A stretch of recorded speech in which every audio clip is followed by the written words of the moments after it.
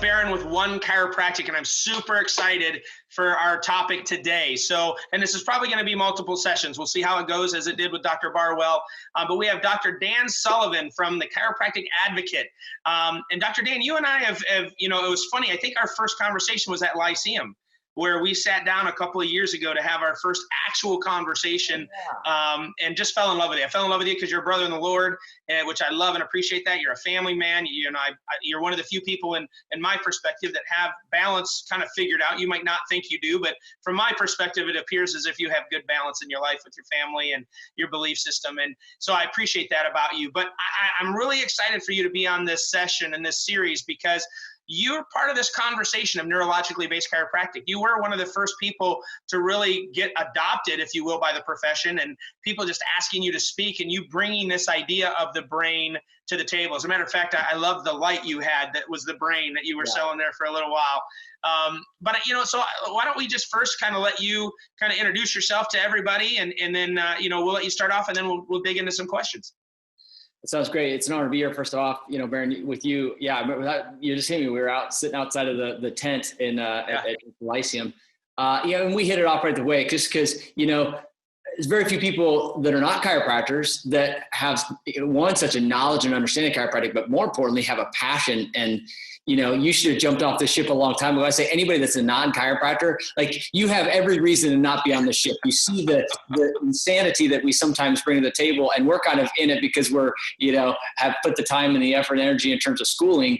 Nonetheless, I say that in all respect, because of what you do, what you're continuing to do, and you understand it. The thing that I get fired up about is that I am more in the, the camp that you're more used to, that there's a philosophical camp. But what drives me crazy is that, not understanding all the sides, we don't get anywhere. It's like, you have to be able to understand all the sides. And I say that because I know you do. And so I got into this, real briefly. I came from a medical background. My mom's been a nurse for 36 years now. I've got two brothers that are medical doctors. My sister's an occupational therapist. So I did not come out of the womb getting adjusted. I had, was all medical model.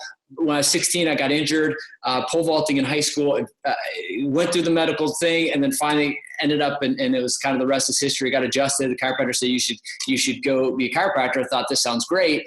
And I got into it because I thought I was going to help more athletes get out of pain, like I was. And I got to chiropractic college, and my path starts to switch, and I'm like, this is crazy. I can't believe what I'm getting to be a part of, in a good way. But at the same time, I had to accept, like, I've got a whole family full of, like, I actually had a sister-in-law that worked for a chiropractor, that we both know in the profession is very solid, sound, good chiropractor. And she worked for him for a week and said, I'll never work for him. He's crazy. He doesn't vaccinate his kids. He doesn't take them to doctors. She goes, and I remember her telling me before I went to chiro school, she said, Dan, whatever you do not be anything like this. And I told her, Mandy, no, I would never. And I cannot, in a million years. So I just tell you that because my perspective going into chiropractic college was definitely, very different than but you start to listen, and you start to hear some truth, and you start to bounce it off and you're like, what they're saying is kind of extreme, but the person behind it isn't extreme. So what I looked at is like, wow, there must be something to it. If they're an intellectual person, which I could tell they are, they're not that weird. They're kind of weird, but they're not that weird. They came to that level of understanding. There must be something to it. And slowly but surely I started to be intuitive of why would they get, and then you start to go down that rabbit hole. And so I'm telling you that to start off here, because obviously, Bharon, you've gone down that, and probably much against, I remember your story where you're sitting with this guy in his practice, and you're selling chiropractic and didn't really believe it, and then all of a sudden someone comes back and says, this is what's happened. And we thought it was for their bad back and their bad neck, and all of a sudden their life is transformed. Right. So I say that because as you're a listener out there, listening to this content, listening to this information, no matter where you're at, there's another way, there's another level. And that another level, I want you to pay attention, obviously, through this series. Pay attention. Like, I'm going to guess that you're not going to think I'm crazy. And if you do, I will say that I'll back it up with evidence. So I've always been this guy, like, I need the evidence to support what I'm saying. And so I really appreciate, obviously, you and this series to be able to dive into that. So that's a kind of a really short version of my journey. And then, I've got out and start multiple practices, and just, I get fired up about this chiropractic thing. I speak all over the country for one reason, because there's such an opportunity for the world out there to know what we have and experience it. And that's really, it's about that, right? Like, more babies behind me that would be able to have that experience and understand the principle. That's awesome. So tell me this. So you are a brain guy, right? I mean, how did you get there? How did you get there from your standard education of chiropractic and going through and getting out and, more of the structure and the bone and the joint? And I mean, obviously being in athletics and getting to the ligaments and things of that nature, but what was your journey to get you to brain? Well, I just looked at enough of the research, and then I bounced it off of clinical experience that I had up until that point. So this was probably 2012, 13. I spent a year following Dan Murphy. I probably saw him 4 or 5 times, and then got a hold of, listen to Heidi and started listening to this stuff. And I started to hear it. And I'm like, wow, okay. If I look at the evidence, actually, we don't get all the back pain better, but everybody's life changes. And I just, again, in my filter, my Rolodex of like, let's think about all the people that I've ever adjusted, ever. And you just go through it and you're like, wow, that makes sense. That makes sense. And so you start to see, that's interesting that what we're seeing in the evidence is actually supporting that we actually are more influenced in the brain, which actually then, because of its link to the autonomic system, would explain why visceral things occur, but also why you shut the pain gate down, why people in pain can get better with one adjust. So I started, again, I'm not the smartest guy, but I am a guy that's intuitive, and I ask a lot of questions in my own brain, maybe not outwardly, but in my own brain. And then it seeks me to go here and here and here and here. And so that's when I looked at this and really opened the book on it. You're like, wow, it's undeniable. And it makes sense practically from a clinical side. So that's what kind of drove me in. And then I remember I was into this 2015, 14, I was with Heidi and Glenn. And I said, Heidi, wouldn't it make sense, based on what we know in neuroscience in the last 15 years, wouldn't it make sense when somebody comes into the office that instead of talking about the spine, that we actually put a brain in their hand, and you actually just set a brain in their hand? And I said, because then we could say this. I said, would this be accurate to say, according to the neuroscientist that you are, that I know you say, Mark, you put a brain in Mark's hand. I know you came in here, you got some back pain, neck pain. You probably heard of chiropractic to be helpful with that. Obviously, I want to help, see if we could find out if we could help you with that. But I want to tell you, one of the most important and the biggest aspects of chiropractic is what you have in your hand there. And that is its influence on the brain. And I know your brain's in your head, and what we're going to do by assessing your spine, it's going to sound crazy up front here, but by assessing your spine and finding areas of stress and misalignment and lack of movement in your spine, I'm actually more concerned about this thing in your brain and your nervous system than I am that. And I told her that, and in her, colorful language, that's bloody brilliant, yeah. And so I've always had substitute of terminology there, by the way. Yeah. So I had a knack for my thing. Yeah. So it was by experience. But now we sit here, and again, the point of all this is that, we would get that as a profession that understand that's what we're influencing, right? Regardless of what technique or type of practice you do, or where you've come from, or your background, or what school you went to. You lay your hands on it. So I said this. There's areas of when I was speaking in Scotland, and they're like, we can't even talk about the nervous system here. We only talk about bones and joints. And I say this. I said, we've got a lot of miracles of chiropractic last 124 years. I tell you what would be a miracle is if you can make adjustment and not influence the brain. Right. That would be a miracle. And so again, irrefutable, and it's just, really the evidence is there. That's awesome. So let me ask you, I'm going to save your big thing that I think a lot of people know you from, is that the pathway of what the actual adjustment does and the subluxation and all that, because you've done a great job of actually visualizing what that is, and you had posters and stuff. I think you still sell those. Yep. They're awesome things to put on the wall. So I want to save that, because that's a conversation in and of itself.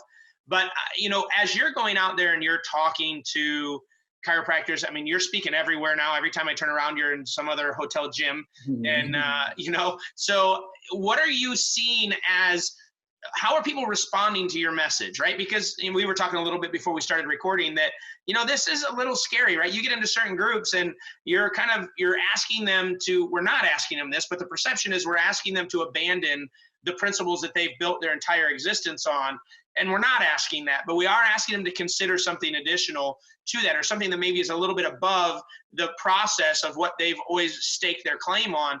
What have you noticed as the response? I mean, are you getting people challenging you immediately? Are you getting people that are like, wow, I never thought about that? Or what is the reception like when you get done with one of your talks? Yeah, the challenge is not there, because I would say that part of my delivery communication, what I want, every chiropractor to know is I want them to know the influence they're having, regardless of whether they know they have it. And here's why. The majority, and we can get into this on that when I go over that poster, which is the majority of benefits that occur from a chiropractic adjustment are not felt. And that's just, again, that's true across the board. Nobody would disagree with that. Yeah. And so if we understand that and we can kind of comprehend that, then all I want you to know is if we can understand more of the benefits as a chiropractor, then I can begin to communicate that. Because if they're unfelt, then I've got to be able to articulate that. And I've got to be able to, again, majority of communication is not our words, right? It's only 7% our words. So it's actually the nonverbal tone and body language and our certainty. It's the voice behind our words is what I spend most of my time talking about. So I will say this, when I, 5 years ago, when I kind of just started ranting and raving, I had to learn to modify in a sense that I'm not trying to get you to change anything. Right. I want to get you to understand what you're already doing, because left to our own devices, all your patients are going to understand is that you alleviate back pain. And I challenge this to chiros. Like if somebody was under your chiropractic care for 2 years and you saw them a certain, however many visits, and they still had back pain after those 2 years, almost to the same degree that they did when they started, would chiropractic have been valuable for them? Right. And I've never had somebody say, well, of course, I've never had somebody say, well, no, nobody's ever said that. So I'm like, okay, then we agree. You agree with what I agree. So now let's just figure out the more we understand that, the more we can communicate that effectively. And I'm not saying I don't sympathize and empathize and want somebody's back pain to go away. But if we put all our eggs in the basket that we're about back pain treaters, immediately we then can be judged and evaluated accordingly. And again, we know the profession hasn't come this far because of that. So there's been little challenge. I would say some of it is because the way I hope the way I can articulate to them, I want them to know what you're already doing. You're having such more influence than you think you are. What we knew 20 years ago. Now we know. And so I want to help encourage everyone to understand. The more that you can understand some of the evidence, and I'll tell you this. So it's like the science helps us. If you studied in 1981 or prior, you learned that the discs were aneural. There was no neurology in the discs. And why is this important? Because then a guy named Nikolai Bogduk came along and he threw up the whole world in a tizzy in the orthopedic world, because they were like, you got to be nuts. Because he said, no, it's densely neurologically populated in the discs. And then a guy named Fremont did in 87 again, and finally it became adopted. And now we're like, the fact that we were ever taught that there was no neurology in the disc is ludicrous. But you have to realize that was the going thing in this before 1981. Why is this important to us now? The idea that why I love your message, your mission, your passion, Bharon, is that there's going to be a day where the idea you're just talking the spine in terms of chiropractic benefits is going to be long gone. That's right. And it's going to be like, why? Because we know the influence of the brain. So and that's why all my, some of the stuff I created was, would you rather have a back problem or a brain problem? The current society would much rather have a back problem than a brain problem. What they don't know is that back problem, that alteration is affecting the brain. And so therefore what they can get from chiropractic is profound and more than they thought. That's awesome, dude. I love it. All right. Well, I'm going to stop you there because we're going to keep going on and we'll transfer to the next session. So, but I do want to end on this note, and Dr. Sullivan said it. I've said it in previous sessions. Dr. Barwell said it. This series is not about asking you to change. What you're doing is amazing and powerful. What we're asking you to do is to consider why what you're doing is so powerful, right? We're just trying to give context to what you're doing. And that's very different than I think a lot of thought processes and people that come up with a new idea is they want you to kind of throw everything out and then start with their way of thinking. That couldn't be further than the truth with what we're trying to do here with neurologically based chiropractic. We're trying to get your mindset to shift, not what you're doing. And what we're finding, and thank you for those that have responded back to me with input about how this series is affecting you. And I'm seeing it in these testimonials that it's starting to give you purpose again. You're starting to get excited. You're starting to want to go out and love and serve on a greater level because you know the power that you have in this profession of chiropractic. So don't stop doing that. And I'm going to encourage you again, please send this series to more people in the profession. I've told you in the beginning, I'll say it again. I have nothing to sell you. I'm not promoting a product or a service. I'm promoting a way of thought. And so OneChiropractic is all about giving information, challenging the status quo, creating a conversation so that we can elevate ourselves and our profession to the level that it should be. So Dr. Sullivan, thank you for this. We're going to talk to you here in a minute on the next session. Everybody else, God bless you. Thank you for loving what we love and keep telling the story. And don't ever forget, at the end of the day, the power of the adjustment is unmatched with anything else. So we love you. We appreciate you. God bless your day.